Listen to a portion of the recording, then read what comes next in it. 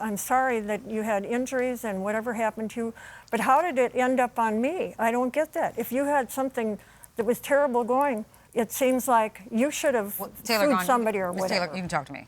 Sued somebody or done something about it. Rather than just drop the amount on me, first of all, it was $5,277, and then all of a sudden it's $14,200 or whatever, Yeah. $14,000, $5,500. I don't remember it. Well, I have a question for you, Mr. Sparapani.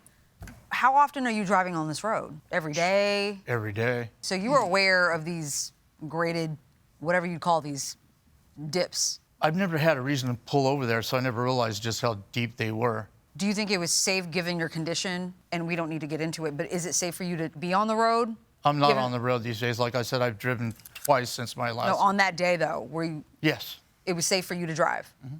So what exactly happened? Something with oxygen caused you to... I was feeling a little lightheaded. And you wanted to pull over? And I wanted to pull over. Okay.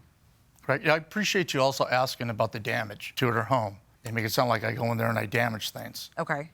Kurt's actually done a great job responding to many of the problems that she's had to pay for, which would be plumbing mostly. So I'm not going around breaking pipes or damaging her property by any means. You've lived there for how many years? 5 years now. They've raised my rent 4 years in a row.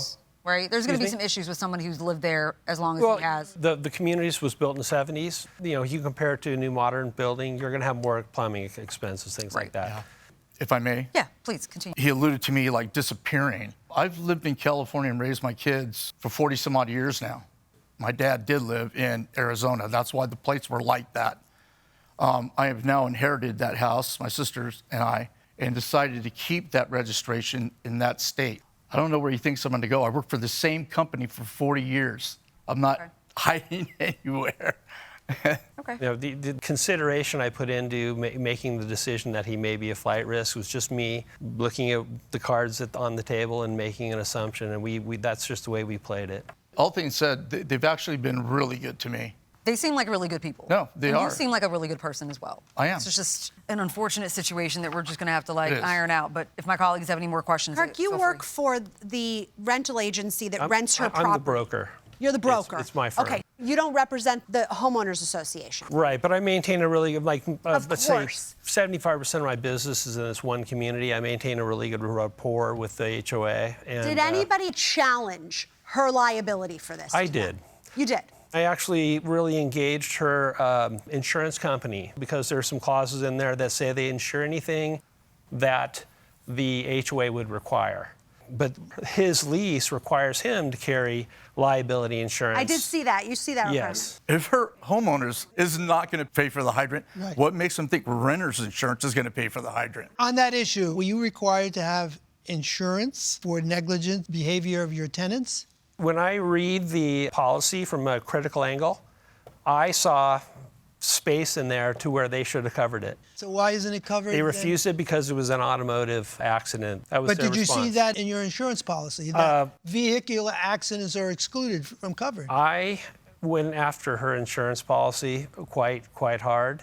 But you're not a lawyer. You didn't bring them to court. No, but the other thing, too, is if the insurance policy did cover that, they would still go after Mr. Sparapani for their reimbursement. Okay, I don't have any other. No, neither do I. All right, we'll excuse you while we deliberate in this matter. Thank you. We have deliberated and reached a verdict.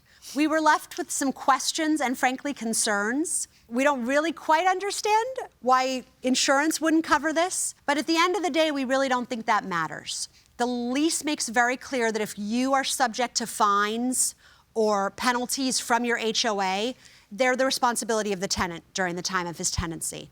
And frankly, if you had auto insurance, which you're legally required to carry in California when you're driving, your auto insurance would have reimbursed you for any accident that was not deemed to be your fault.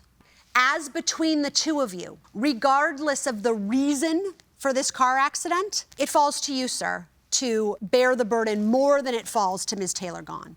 So, Ms. Taylor-Gahn, we wish we had the ability to award you more than our jurisdictional maximum because I think $14,000 is outrageous for a fire hydrant. But you gave us all the proof we needed that you were assessed the fees, you did pay them in full, and we believed, Kirk, that you did everything you could to try to challenge the imposition of these fees. So for that reason, the verdict is in favor of the plaintiff in the amount of $5,000, and we wish you all the best.